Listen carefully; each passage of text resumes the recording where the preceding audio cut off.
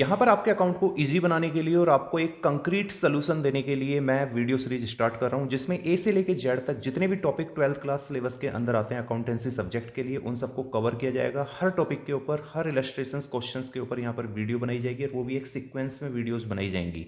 हमें कोई ना कोई एक बेस यहाँ पे लेना था। हम डीके गोयल भी ले सकते थे, एनसीईआरटी की बुक भी ले सकते थे, लेकिन क्योंकि मोस्ट पॉपुलर जो ऑथर हैं मेरे हिसाब से वो टीएस ग्रेवाल हैं, तो इन्हीं की जो तीनों बुक्स हैं उनको मैं यहाँ पर एक एक करके आपके सामने अभी सॉल्व करूंगा। जिसमें अगर हम वॉल्यूम 1 की बात करें पार्ट 1 के अंदर, तो इसमें हमारा टॉपिक है not for profit organisation and partnership firm. Not for profit organisation ये 10 नंबर का टॉपिक है। तो आज जो हम स्टार्ट करेंगे फर्स्ट वीडियो में इसी का इंट्रोडक्शन से स्टार्ट करेंगे। इसके बाद जैसे आपका सेकंड जो पार्ट 1 के अंदर सेकंड वॉल्यूम है वो कंपनी अकाउंट है, और पार्ट 2 के अंदर जो आपकी बुक है वो है एनालिसिस ऑफ फाइनेंशियल स्टेटमेंट।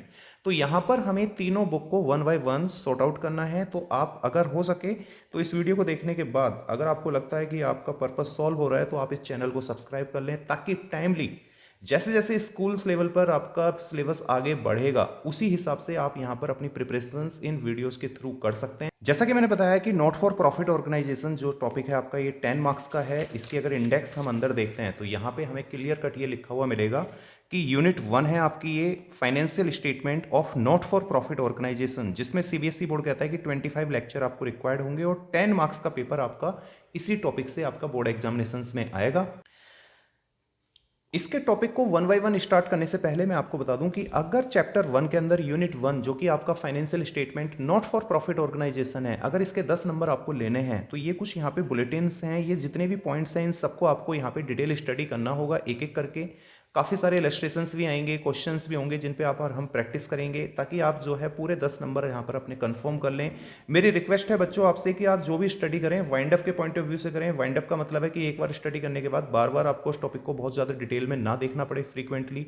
तो शुरू से ही आप ऐसी हैबिट डेवलप करके चलना कि आपके प्रॉपर नोट्स बने हों, ताकि आप अपने आप को पूरे तरीके से इस चैप्टर को लेकर जस्टिफाई कर सकें। जैसे मैं आपको बता दूं यहाँ पे करना क्या है। नॉट फॉर प्रॉफिट ऑर्गेनाइजेशन एक ऐसी ऑर्गेनाइजेशन है जिसका पर्पज प्रॉफिट कमाना नहीं है, क्योंकि इसके नाम में ही लिखा हुआ है। इसका मोटिव है सोसाइटी का वेलफेयर करना। अब सोसाइटी का वेलफेयर करने का मतलब है कि ये cultural, educational, health, religious, public services, बहुत तरीके की ऐसी एक्टिविटीज़ हैं जहाँ पर ये काम करती है और जहाँ पर ये पैसा नहीं कमाती बल्कि सोसाइटी का वेलफेयर करती है। अब यहाँ हमें सबसे पहले यही सीखना है कि इसकी मीनिंग क्या है नॉट फॉर प्रॉफिट ऑर्गेनाइजेशंस की। इसके कैरेक्टरिस्टिक्स के बारे में हम पढ़ेंगे, इसके फीचर्स क्या हैं नॉट फॉर प्रॉफिट ऑर्गेनाइजेशंस के। इसके बाद एक नॉट फॉर प्रॉफिट ऑर्गेनाइजेशन और एक प्रॉफिट ऑर्गेनाइजेशंस के बीच में क्या डिफरेंस होता है। नॉट फॉर प्रॉफिट ऑर्गेनाइजेशंस की बैलेंस शीट कैसे बनती है, इसके क्या क्या एग्जांपल्स हैं, कैसे ये पैसा मैनेज करती है, अरेंज करती है। और उसी तरीके से प्रॉफिट अर्निंग ऑर्गेनाइजेशंस का फाइनेंशियल स्टेटमेंट कैसे बनता है, किस तरीके से प्रॉफिट लॉस निकाला जाता है, ये सब हम यहाँ पे लर्न करने वाले हैं। यहाँ पर जब आप नॉट फॉर प्रॉफिट ऑर्गेनाइजेशन की फाइनेंशियल स्टेटमेंट बनाएंगे तो आपको 3 लेवल क्वालिफाइड करने पड़ेंगे। सबसे पहले आपको सीखना पड़ेगा receipt and payment account, receipt and payment account. उसके बाद आपको सीखना पड़ेगा इनकम एंड एक्सपेंडिचर अकाउंट, और लास्ट में सीखनी पड़ेगी बैलेंस शीट। तो यहाँ पे जो रिसिप्ट एंड पेमेंट अकाउंट है उसका क्या फॉर्मेट है, उसका क्या मीनिंग है, उसके क्या कैरेक्टरिस्टिक्स हैं, ये भी हम डिटेल में जाके सीखेंगे। रिसिप्ट में revenue receipt, capital receipt, payment में रेवेन्यू पेमेंट और कैपिटल पेमेंट किस तरीके से हम आइडेंटिफाई करेंगे, उनका पता लगाएंगे, ये भी हम यहाँ डिटेल में जब जाएंगे सीखने वाले हैं।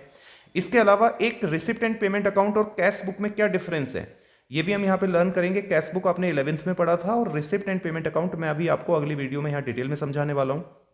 इसके अलावा जब रिसिप्ट एंड पेमेंट अकाउंट आप बना लेंगे तो उसकी हेल्प से फिर आपको इनकम एंड एक्सपेंडिचर अकाउंट बनाना सीखना है। Income and expenditure account profit and loss account का सब्सटीट्यूट है।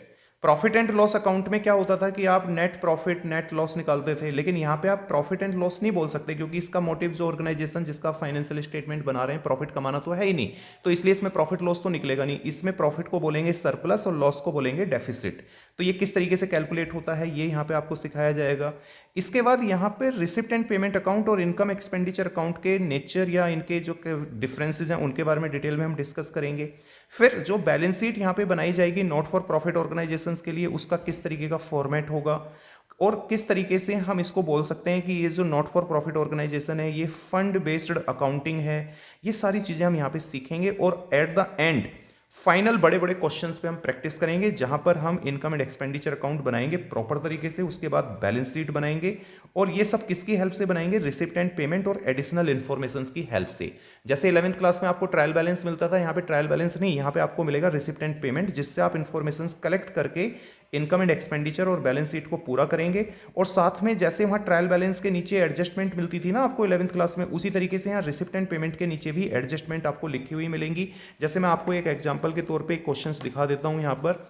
मान लीजिए हम यहाँ पे 35 नंबर देख रहे हैं, तो आप देखिए ये रिसिप्ट एंड पेमेंट आपको क्वेश्चंस के अंदर दिया हुआ है। Following is the receipt and payment account of Mumbai club. और इसके नीचे देखो बहुत सारी एडिशनल इन्फॉर्मेशंस दी हुई हैं। अब इन इन्फॉर्मेशंस के बाद आपने क्या बनाया? इनकम एंड एक्सपेंडिचर अकाउंट, जैसे प्रॉफिट एंड लॉस अकाउंट बनाते थे उसी तरीके से।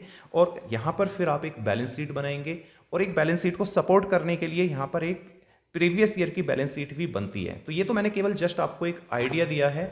आगे हम अभी जब शुरुआत करेंगे एक चैप्टर की, तो पहले हम इंट्रोडक्शन से शुरुआत करेंगे और एक एक पॉइंट को बिल्कुल डिटेल में डिस्कस करेंगे। तो मैं फिर से आपसे रिक्वेस्ट कर रहा हूं कि आप इस चैनल को सब्सक्राइब कर लें।